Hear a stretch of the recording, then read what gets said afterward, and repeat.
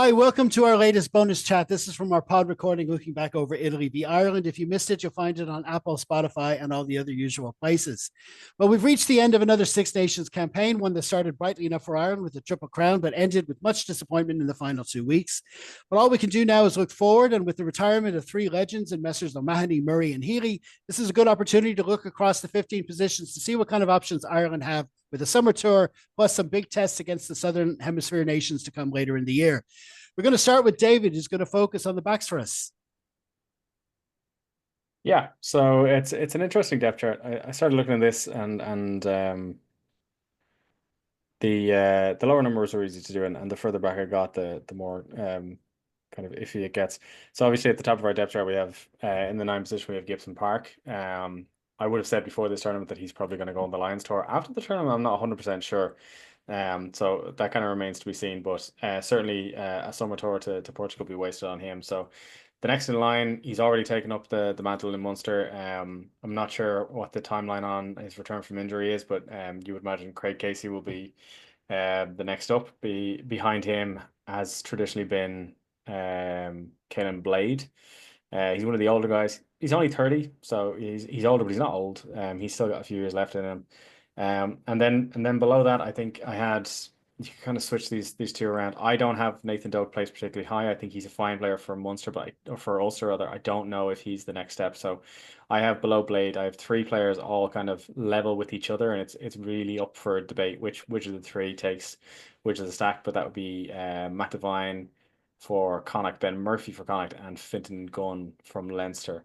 I think those three players. It'll be kind of an interesting to see how this season plans out to decide which of those three pushes himself to the front. I wouldn't rule out Paddy Patterson. He's suffered a lot from injury, but in what he has played, he's shown good promise. But once again, he's been out for a while, so he'll want to push his case before one of Divine Murphy or Gunn comes from. So I'd say at the moment we're looking at Casey Blade and then one of those three lads. Although there's always a possibility that the Blade will drop out. Due to his age, but that's who we're looking at in the nine shirt. Um, at 10, an embarrassment of riches, but quite a narrowly focused one. Important to mark that our 10 depth chart takes a knock at the end of this season when Leinster lose Ross Byrne. He's heading off to Gloucester for 3 years, and we wish him very well on that trip. There's a possibility that two of our tens could go on the Lions trip. There's a possibility that none of our tens go on the Lions trip. So I'll just start at the top. We have Sam Prendergast. I think it's fair enough to say he's probably still at the top of that list. Not by much, but I'd say he probably still is. Jack Crowley, obviously very close behind. Kieran Frawley, despite the fact that he seemed to fall down the list in Leinster, he still seems to be favoured by Ireland in that third slot. It helps that he's also a utility player. Harry Byrne, currently on loan to Bristol, but apparently he has offers from at least three provinces to come back. He's gone quite well at Bristol, and the Ireland with management have shown that they still have, I think, a degree of interest in him. So I think he's probably still safe, hanging out there in fourth.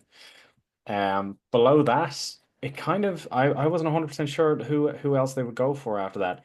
If you were just looking for a safe option, maybe an extra pair of hands rather than a pair of hands for the future, Billy Burns or JJ Hanrahan could be an option in the very, very short term. If you just wanted a slightly older pair of hands to be a kind of a guide on a tour, I think you could take either of those players.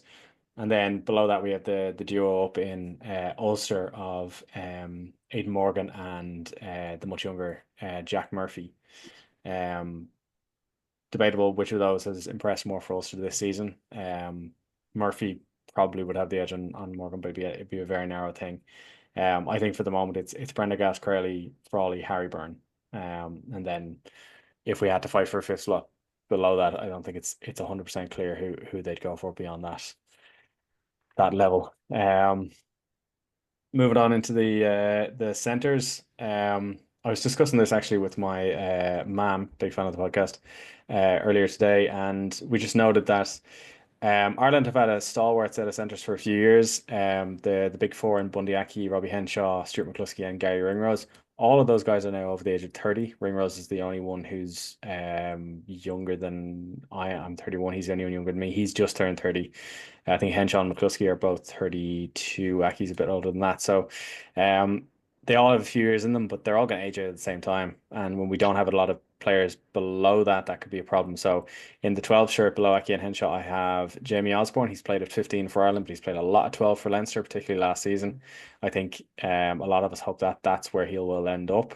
Then you have the duo coming out of Connacht. Just seem to have a habit of producing good centres in Connacht. Important to remember that's where Robbie Henshaw came up too.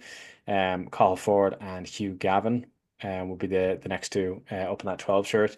Gavin, obviously quite young, but shown very strongly for the under 20s. I think he's just signed a senior contract with Connacht, so you'd hope that he can be fast tracked into that position.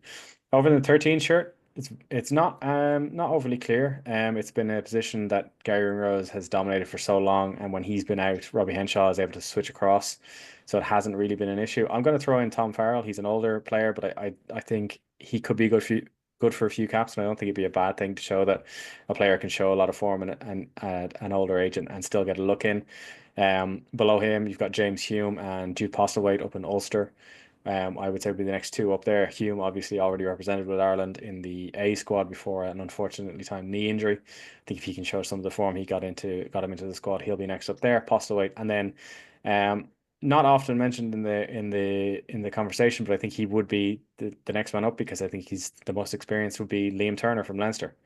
So below Ringrose, it's a very wide open field, I would say, the 13 shirt because it's been covered by Henshaw so much from Ringrose, isn't there? I think you could really have any one of those players step into the gap depending on form and depending on your point of view, that is exciting or slightly terrifying. So I'm going to go Tom Farrell. No, I'm going to go James Hume at the top, Tom Farrell, Juice Bostaway, and Liam Turner in the 13 shirt over there.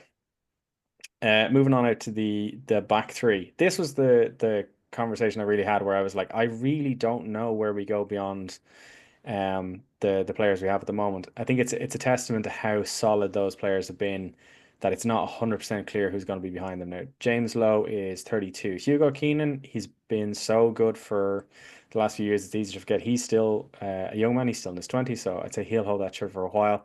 But looking at James Lowe, back up to him, ironically, it feels like going backwards to go forward. I'm still having next up behind James Lowe, I'd have Jacob Stockdale. Also himself, still quite a young man. It's easy to remember, easy to forget just how young he was when he came onto the scene. Um, Coming up behind Stockdale, I have him on the left wing, and I think he plays on the right wing a lot. But I'm going to go with Jimmy O'Brien. He's shown the capacity to play across the back three. He hasn't featured in the Ireland squad for a while, but he has I think he's got one cap in the past, Shane Daly from Munster. And I'm going to slot in. There might be a player on the right wing who could feature on the left wing, but I'll get to him when I get to 14. I'm also including Rob Russell. He's been a very good player for Leinster. There was talk that he might move on from Leinster. I hope that doesn't happen because he's one of our better players. But he featured on the Emerging Ireland tour. That's where he picked up the hand injury just before Christmas. That saw him miss a few months. But I think if he could show the form that he did out of the past two seasons, he could really be pushing for that a shot at least. I think at that 11 shirt. If he can keep scoring tries at the rate he did. So on the left behind James Lowe, I have Jacob Stockdale, Jimmy O'Brien, Shane Daly, and Rob Russell. On the right wing, Mac Hansen, he's still only 26 or 25, 26. Still quite a young man. I think he's still got a lot of years in that shirt if he can keep showing the form. And I thought it was good for him. Yesterday, that he was one of the brighter sparks in attack, and I think that's a reminder that he's played a 10, he's played a fullback, he can be a playmaker. So I think if he can continue to show that form, he's going to hold on to that jersey for a while. But behind him we have Calvin Nash. He's playing the 14. He deputised last year when Hansen was absent for the tournament, and Ireland won the championship. So he's got the experience and he's got the silverware to show for it. Behind him, I've got I couldn't remember off the top of my head if this guy plays on the left or the right more often, but Shane Bolton. He's a Connacht winger, very fast, strong winger. Shot a lot of promise. Once again, I couldn't remember exactly if he played on the left or right, but I have him in there because I think he's the kind of winger that Ireland haven't gone for in the past, but could benefit from the future if we want just a really fast winger. In the mold of a fast winger, if he can stay injury free, Tommy O'Brien. Shown very positive for Leinster. He's managed to get through two games without getting an injury. That's a really big positive for him. And in terms of just pure pace, he's a proper animal. And then behind him, once again, someone you'd almost forget because of how young he was when he came on the screen. But Jordan Larmour, if he can continue to show form, he's not going to be far out of the window. So on the right wing, I've got Calvin Nash behind Matt Hansen. I've got Calvin Nash, Shane Bolton, Tommy O'Brien, and Jordan Larmour in the four shirts. And then 15. 15 is kind of it's a weird shirt for Ireland. Rob Kearney dominated for so many years. It didn't really matter who else showed up for work. As soon as he stepped aside, Hugo Keenan stepped into the role, and it became the same thing again. I think he was one of, if not the most capped player, one of the first 4 years of Andy Farrell. So it once again, it kind of became immaterial who was behind him. But I'm going to go with his personal favorite of mine. I'm sure a lot of people might not necessarily agree with this, but he just signed a new contract with Munster, so he's not going anywhere anytime soon. If Hugo Keenan goes down, I think the next closest backup to him is Mike Haley of Munster. Behind him, I have two Ulstermen, Stuart Moore and Mike Lowry. Would have been Lowry for a while, but Moore seems to have taken that shirt up in the last few years, and he's shown quite a lot of attacking promise. So it'd be curious to see who they go with there. Obviously, Jamie Osborne plays a fullback a lot as well. I put him at 12. Equally likely that he might end up at fullback on that kind of summer tour too. So I got Haley, Moore, and Lowry, but with the understanding that realistically, if he's not on a Lions tour and he's not being played at 12, it'll probably be Jamie Osborne at the top of that behind Hugo King. Yeah, that's excellent. I mean, I think this exercise really shows just how much talent we actually do have, and of course, with that tour coming up against like the likes of Georgia and Romania, with so many away from the Lions, well, we will be definitely going deeper and deeper into this depth. So it's the time to see who we have there. Some amazing options there, and very interesting what you said about the centers, the age profile. That's the kind of the way rugby goes. If you've got a group of players that are all coming close to retirement at the same time, it's important to manage what's coming up behind them, and we do have some talent there. So it's a question of are they going to get the minutes? Okay, well, over to you, Jay. You show us who you've got for the forwards. Yeah, I think, much like David said, the first two positions kind of fill themselves for the most part, and then it gets more into kind of wild speculation. But starting in the front row, be surprised no one at loose head. I think Andy Porter might be the man there. And I think probably with Keane Healy, Stephen Jack Boyle probably seems to be the heir apparent. Getting down into that, I would say probably Jeremy Lockman would probably be the next tier. But I think the one to watch going forward is probably Paddy McCarthy. I think he shows a lot of promise. So that's kind of where I'd see the loose head side. I think there's a serious player in Jack Boyle. Obviously a young lad to be that second kind of strata in the system there. But I think we've seen at Leinster there's a bit of an animal there, so be watching him with great interest. And moving on to hooker then, bit of embarrassment of riches here in our first two, where we have Dan Sheehan, probably form hooker in the world, followed up by Ronan Kelleher, who was in a fantastic form as well, and Gus McCarthy, who seems to be getting plenty of game time already. So our three levels down there seem pretty locked in. Then it gets a little more in terms of we'll see how things are. For a while, I would have thought we'd be seeing Tom Stewart from Ulster filter up a lot more. You have the kind of elder statesman and Herring, who never fails to kind of add an even hand on the keel. But I think I have a sneaking suspicion we could be seeing Lee Barron. I think is someone to watch as well in Munster. I think he'll go really well in Munster. We're sad to see him leave Munster. So I wouldn't be entirely surprised to see him in a green shirt eventually. Moving over to the tight head side, on the match recently, it was great to see Ty Furlong back playing. I think a fit Ty Furlong is probably the form tight head, but Beelum has deputised pretty fantastic in this recent Six Nations here as well. So two great operators there, and Tom Clarkson obviously got his first cap in November and got some minutes in the Six Nations as well. So that's our kind of first three up there. Then after that, with it's unclear really where who's kind of head in the pecking order between friend of the parish, Jack Ainger, even though he betrayed us, and then Ollie Jaeger, who seems to have been brought in. They got dispensation to sign him in, but he just hasn't really seemed to have been injury free enough for him to be there at the right time to get into Ireland camp, etc., etc. So be interesting to see, because obviously Ainger was brought in when Tig went home from Portugal or whatever. So between the two of those guys, it'd be interesting to see whether Ainger got in because Jaeger was kind of had a bad entry profile in the lead up, or they legitimately see him as a prospect. But obviously he went pretty well in the emerging Ireland tour himself for the ILA tour. Going into the second row, you have James Ryan, you have Big Joe. Unclear to see where Izuchuku is going to slide in eventually in the long term. I personally prefer Izuchuku at 6, but he could certainly do a job in the second row.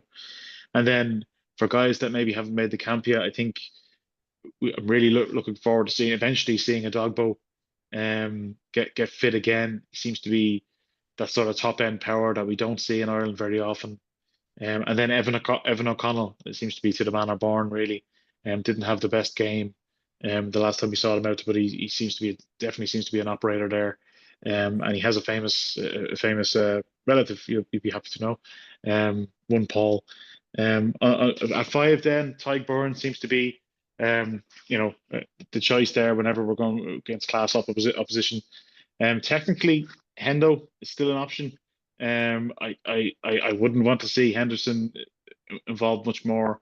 He's obviously been a fantastic servant, but where we are in our cycle in the World Cup, I think that's wasted minutes giving it to Ian Henderson, certainly in an upcoming tour. The Murray brothers, or Murray brothers, I can never tell which one's which side go which side of the scrum, but very, very class operators. We've had trouble with those in the sports ground, where they dismantled Leinster's line out on many of occasion. So we have Tom O'Hearn there as well, could do a job at 5. And then probably on the long diagonal, then Spicer coming up, massive big unit of a man. So we'll see how he fits in. Going into the back row, this probably 6 is the short that is kind of up for grabs more in terms of, it's very unclear who our form 6 is at the moment, with obviously Peter O'Matney hanging up the clogs. But in no, I would say probably Jack Conan is probably the form 6 at the moment. I would have hoped to be saying that this is obviously Ryan Baird at the moment, but he hasn't really grabbed that short with both hands. So I would say Conan, Baird. I think Cormac Uzuchukwu, if he goes well, could easily come up that list very, very quickly. I really want to see more of Keane Prendergast in Ireland short too. I think he could do a job there. And in the side of maybe not a young lad, but a lad who's just in an absolute incredible form, Max Deegan. Absolutely no issue with Max Deegan getting a run back in an Ireland short. He's absolutely on fire for Leinster. And we know he could do a job. He's a leader. Moving over to 7, kind of in the situation with Ringrose at 7 here, where we've just had Josh for so long. It's hard to see who's coming up behind them. It seems to be Timony is the man they have in camp, but I don't know if Timony has aspirations on Andy Farrell's wife or something, because he seems to, he's in camp, but he never gets game time outside. He's a class operator for Ulster. Other guys, then obviously we have Porridge, right? We have Will Connors, who I think could still offer an awful lot if he can keep injury free. I personally would love to see Ken Kendallin get into the Ireland camp sooner rather than later. Seems to be a really classy operator. And I thought would have been an more obvious choice in seasons past, not so much more recently, but Scott Penny we used to have a specific Scott Penny try klaxon alarm here in this house because it was so common. That seems to have dried up a little, but I still think he's an awful lot to offer. And then to the 8 jersey, obviously with Doris being captain, he's going to be, he's a form 8 in the country and probably one of the form 8s in the world. After that, we probably still say Conan for 8. Max Deegan, as I mentioned, could also do a job there. Gavin Coombs is someone who I think he scores so many tries, I think deserves a twist of that jersey. And then in the long shot will be Gleeson out on the horizon. He seems to be again adds an awful lot of oomph in the carry that sometimes in the game like yesterday could have been quite helpful. So that's where I'm seeing us in the pack. Yeah, very good. I mean, like you say, a big fascinating part of this exercise is, of course, you factor in the versatility. You're saying that it's in the forwards, but also in the backs as well, especially when there's a lot more 6-2 benches out there. So you're going to need players that are going to cover other positions. And some people, especially in positions like fullback, you could, or number 8 as well. You've got someone who's kind of solid in that position. You've got someone who's an out and out number 8 who's good as well, but they're not going to make it into the squad because of numbers. We need players who are going to fill in for them as well. So players miss out. But listen, it's a great exercise as well. If you're watching this and you have other ideas, you think we've left out some players, please do let us know in the comments. Go easy on us if we've forgotten anyone big or anything, or if you disagree with the choices we made. It's all a big conversation to have in this. And I think right now at this stage, like you say, in the World Cup cycle, this is the time to be having it.